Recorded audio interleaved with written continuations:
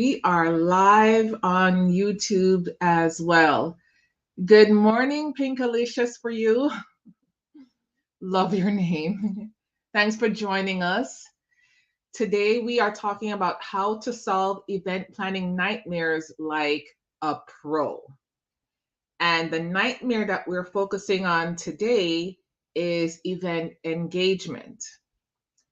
Have you ever been to a corporate event and you just spend your time trying to figure out how can I infuse as much coffee in my eyeballs so I can stay awake through this?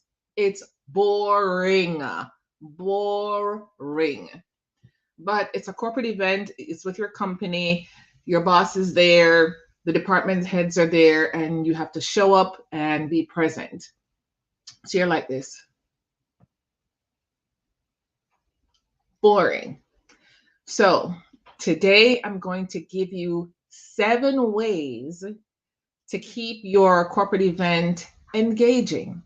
And you can even use this for other events, even home events, because boring events are boring events, whether you have it at a convention center for your company or at your house. It just depends on the kind of vibe. And you as the host, you as the planner of the event, you get to set the tone and make sure that there are things in place to keep people engaged.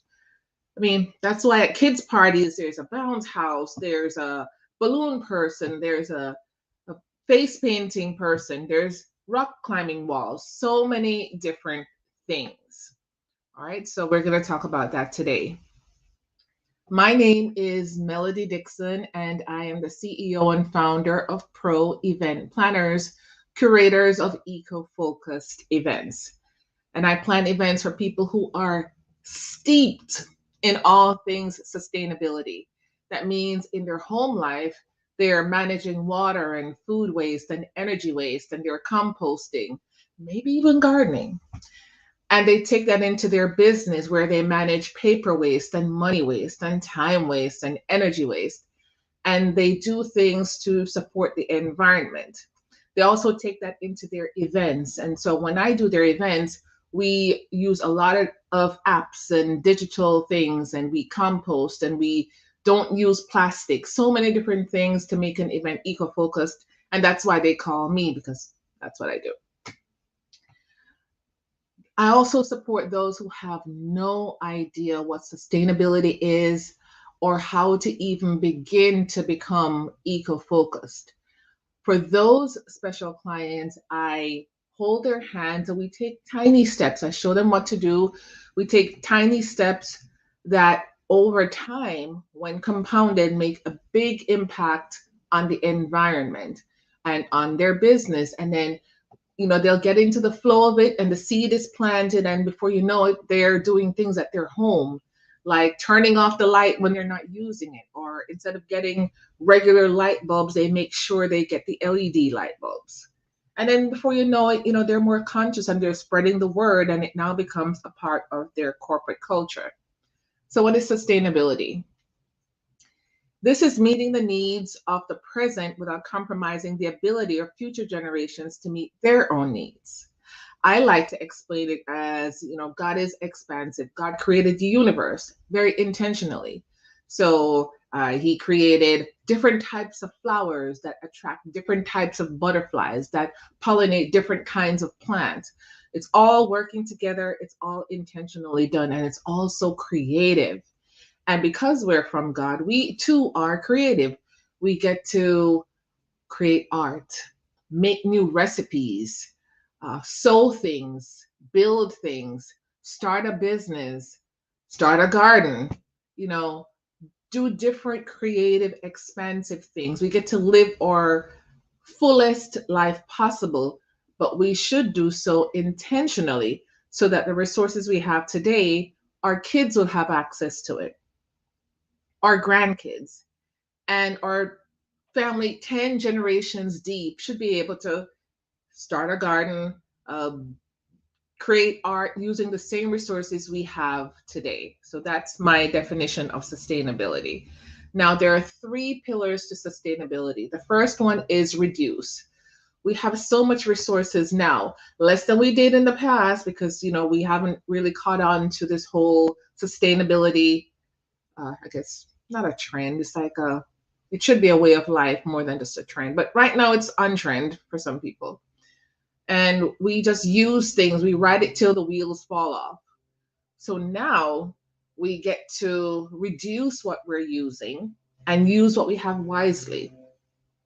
We get to reuse what we already have instead of just buying more and buying more. If you can't find this particular thing that you had in a drawer somewhere in the house, look for it instead of going to buy another one. And then we also get to recycle. Maybe this shirt, maybe I'm tired of wearing it. I can give it away to Goodwill and they can give it to somebody. Or I like to add a fourth option, and that's upcycling. I'm tired of the shirt. I can talk to a seamstress and she can make it into a skirt for me, or I don't know, something for my daughter. So it's not wasted stuff. It's reused and upcycled. All right. So that is just the basics on sustainability. And that's the kind of event planning that I do. So today we're going to talk about lack of attendee engagement. And let me give you what the definition of engagement is. It is the ability of an event to hold somebody's attention, hold the audience's attention, as well as promote full participation from attendees.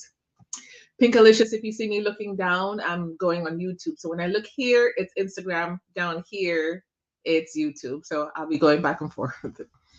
So yes, event attendee engagement is the ability of the event to hold their attention so that people aren't like falling asleep in the middle of the thing or getting lost in stuff on their phone with their earpods and earpieces listening to funny stuff on TikTok instead of paying attention to what's going on.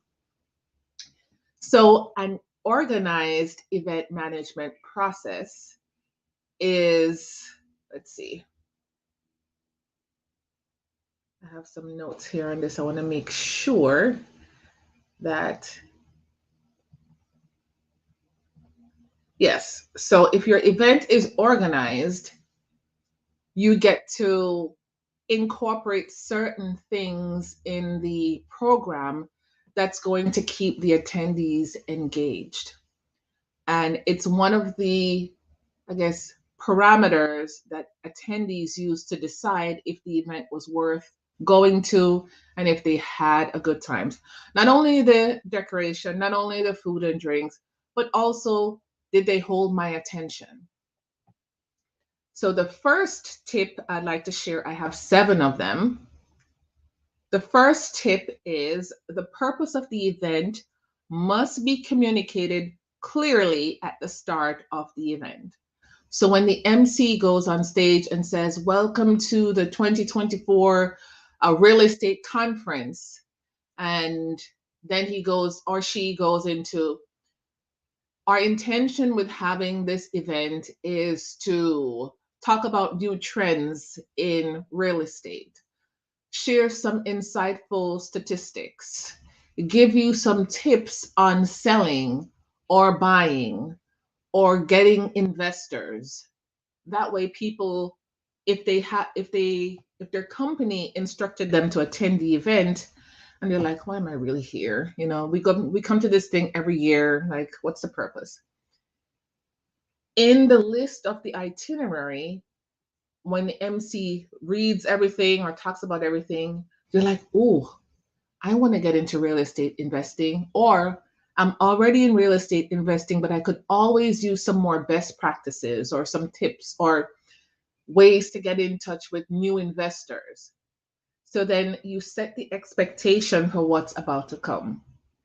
So if people want to sneak out, but they don't want to miss a particular topic, they'll have an idea. Okay, if I go to the bathroom while this one is going on, the next talk that's coming on is the one that I want to catch. So let me just go use the bathroom now and be back on time. It's communicating. It's like in a relationship. You communicate, you set the expectation. So Nobody's caught off guard when something happens. All right. Number two, do not be long winded. Use bullet points. I know that sometimes it's normal when you're talking about a topic that you're passionate about or interested in, you can go off on a tangent. Like me, don't get me started about gardening because I'm all about it. I will be talking, and especially if I connect with somebody else that's all about that, we're just talking for a long time, and I'm learning, they're learning from me, I'm learning from them, and it's great. But you have to be aware of who your audience is, and everybody standing around may not be interested in gardening. And everybody that's attending the real estate conference may not be interested in, like, deeply in real estate. Maybe they work in the company and they're representing the company for just because they have to show up. The manager may say, have my assistant attend on my behalf. And the assistant, he or she may be taking notes, but they're like, I just can't wait for this thing to be done. So you tailor your content to include those who are all about it and those who may not be as much, but they're open. Or maybe you can make it interesting to kind of reel them in. So those are the three types of people that may come: deep, steeped in the knowledge and all about it. They're, kind of interested, and they're completely not interested. So you get the flow of the conversation and the contents to pull in all three people. Definitely don't be long-winded. Do a mix. Number three, deliver the content in a story format. There's nothing more interesting than a good story. It's even, gosh, on Instagram, on TikTok, wherever, there are content creators who have a story to tell about something. And they're like, well, it started back in 1953 when this lady went to and before you know it, people are like, what? What's happening? What lady? And before you know it, they're roped into the story. And then they say, follow for part two or click for part two. And you're like, yes, part two, I'm here for it. You get to be creative in your delivery of your content. Whether you're talking about real estate or gardening, there's always some kind of relevant story that can pull the audience in. And if you're not a storyteller by nature, you can enlist the help of a content creator who is. There are so many writers for speeches, for so many things. And there's Fiverr, so many places you can find people who write well that can help you get a story going for your event that's going to pull people in. And it's engaging. My kids, when they were young, just to rein in their attention, I would not only read storybooks, but I would make up stories because I love reading. My mom taught me to read since I was young. And so I have the ability to craft a story around whatever. And I would, use voice intonations and sometimes change my voice to match the characters. And the speaker can do the same if they're telling a story about this one time when they did an open house for a $10 million house, and this famous person walked in, and they could, use their voice to, I guess, help people feel what they were feeling during that story. And that's going to pull people in more. Number four, use gamification. Gamification is a process of including games and fun into whatever topic. And you can see it even at concerts or in churches. They'll say, right side do this, and left side do this, and the right side is better than the left side, or left side, we can't let the right side win. And that's gamification in its simplest form. When you're talking about corporate events, you can go interactive. Depending on the budget, they have these little, almost like remote control consoles that they Velcro on underneath the seat of each attendee, and they may put on the screen a question about a poll, and they say, okay, you can pull the remote from under your seat and vote now. And as people are voting, you're seeing the answers and the tally based on the different choices that are there. And you're like, wow. So of the 200 people at this event, 150 of you like vanilla ice cream versus Rocky Road. It could be something as simple and as fun and as off topic as possible, because it's a way to grab people's attention and also give like a mind break. Because if you're real estate, hours and hours and hours, people will just lose their thoughts will just go off somewhere. So you pull them back with something that's completely off topic to give their mind a break. So interactive games, you can do polls and quizzes and contests. And what I like to do too is to have a way to give somebody a prize at the end of the thing. Maybe the person who's voted the most, or the person who's given the most correct answers, or the team who's given the most correct answers. However you want to do it, some kind of a prize. That's going to keep people competitive. That means you're going to be paying attention to what each other is doing and what's going on the stage, because they want to get the right answer. So they want to hear the information so they can answer correctly. So gamification is super popular. My daughter, they do Kahoots and different things like that in school. Also, a gamification that keeps the kids engaged. Number 5, expand the audience through live streaming, video, and social media.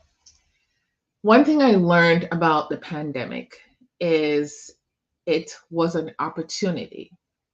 Here's why I say that. If you're a company who used to have in-person events, let's say a real estate conference, since we're on that topic, people would have to fly into, I don't know, let's say Fort Lauderdale, and they're having it at the Broward Convention Center. So they have to fly in, they have to rent a car or get a hotel that has airport transportation, check into the hotel, spend money for however many nights the event is, and then food and beverage and entertainment during that whole process. And so the amount of attendees may not be as huge because of the expense associated, unless the company is paying for it, whereby they have the funds and you can expense it, notwithstanding that kind of situation. During COVID, a lot of corporate events and conferences became virtual, and it looked like the speaker was on a virtual stage. You could have them be on a stage. Maybe they could go to the physical building and use the room, but they can have a huge wall of TV screens behind them, so you can see all the attendees on Zoom or Teams, whatever they use. You can see all the attendees. So it looks like a conference, but it's virtual. The good thing about that is that has the potential to triple your attendees, because they're not only coming from the US flying to Fort Lauderdale. Now you have people joining your conferences from Germany and France and India and Africa, all over the world, in addition to locally in the US. And you have more people from the US attending as well, because it's virtual. They can be in their Zoom gear where it's business on the top, party on the bottom. And they're like here because they don't have to spend this extraordinary amount of money to attend the event. And it's a good opportunity. Even for breakout rooms, Zoom, they can whisk you in and out of so many different rooms. Just like at a conference, instead of walking to a breakout room, you pre-sign up for your event and they whisk you to that particular room for that particular talk. So live streaming, virtual, video, social media, you can stream the event on your You can do it. If you have StreamYard, you can stream it on your YouTube and your Facebook and your Instagram all at once. So people who are, you have more audience, more. And that's a good way to grow your business, is to get more eyes on what you're doing. Number 6, encourage sharing through chat, Q&A, and feedback tools. I have been on so many virtual meetings and conferences, and I've even spoken on summits. And there is a way that, when they come in the room, they can say, put in the chat what city you're from. Or if you agree with this particular topic, put a 1. Or on a scale of 1 to 5, how many clients do you have per month for real estate? And they, put the number in. But that engagement, not only do you go in the chat to put your numbers, but you're also looking at what the other people are putting and using it as a gauge, kind of what the market is doing, what the trend is, because everybody is putting their information and you have access to it. And you're also doing something. You're not only sitting and like staring at the screen. All right. So for sure, engagement through chats, Q&A, big, big, big, because you may not be able to get to everyone, but the question that one person asks can help quite a few people in the audience. And maybe even if it's a question that they weren't even thinking of, they can be like, I never thought of that. I'm so glad that this person asked that question. And feedback tools, big, big, big, because the way that you know how your event went was to get feedback. That's why I have post-event talks or meetings with my clients, so they can tell me how my services were. Did I do everything I said I was going to do? And how did they experience me? How did they experience the event and the staff and all that? Feedback is so good. That's why there are reviews. TripAdvisor, Google reviews, Facebook reviews, and quite a few others. Reviews, feedbacks are great. The purpose of the feedback is so that for the next time, you'll know this worked, this didn't work, do less of this, or do more of this, or don't do this particular thing at all. And number 7, include breaks that are about networking as well as bio breaks and food.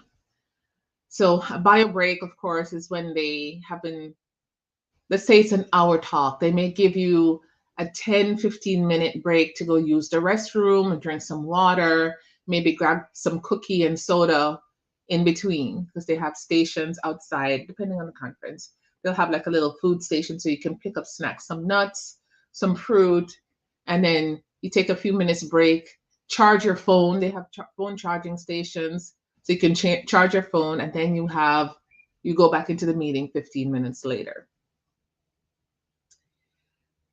Networking, that is so big, especially if it's sales related. You know what? Any type of conference or meeting, networking is great because you want to get to know new vendors. So that's an opportunity. Maybe industry partners that are in your area or maybe not in your area. So you can refer business back and forth and maybe work out some commission situations, learn some best practices, or just get to know people. So include breaks that have to do with networking, bio breaks, and food. So it's not only all about the speaker and what they're speaking, but also something for the attendees themselves. So those are my 7 tips for improving attendee engagement. Now, coordinating all of this is not easy. You have to be detail oriented, and you also have to know these options and know how to source the items to make this gamification, to make this interaction possible. And that's what corporate event planners do. They have all the resources, they have the relationships with the vendors, and their joy is to make your event expansive in engagement, because then you'll see your event as a success. So in the link to the description of this live for YouTube and for Instagram, in the bio, there's a link to my pro event package. This is the package where you tell me what kind of event you want to have, the things you want to see, the topic, your intention with this event. I take that information and your budget and I hit the ground running and I make it all happen for you so that you can focus on your keynote speech. So you can focus on putting your slides together for your presentation. So you can focus on rallying the troops and getting them to sign up and attend the event, while I will take care of finding you the venue, getting you the audio visual, all the tools you need for gamification, ideas, social media boards so people can see what's happening on the company's Facebook page on stage in real time. So many ways to get client and attendee engagement, and that's what I do. Now, if that package doesn't suit you, you can reach me at info@myproeventplanners.com, and I'll be happy to support you, create a package for you, answer any questions for you. All right. My name is Melody Dixon. I am the CEO and founder of Pro Event Planners, curators of eco-focused events. Thank you so much for joining me this morning. Thank you, Pinkalicious, for you. If you have any questions, you can post it, DM me or email me, info@myproeventplanners.com. All right. Thank you so much for joining again, and I will see you tomorrow.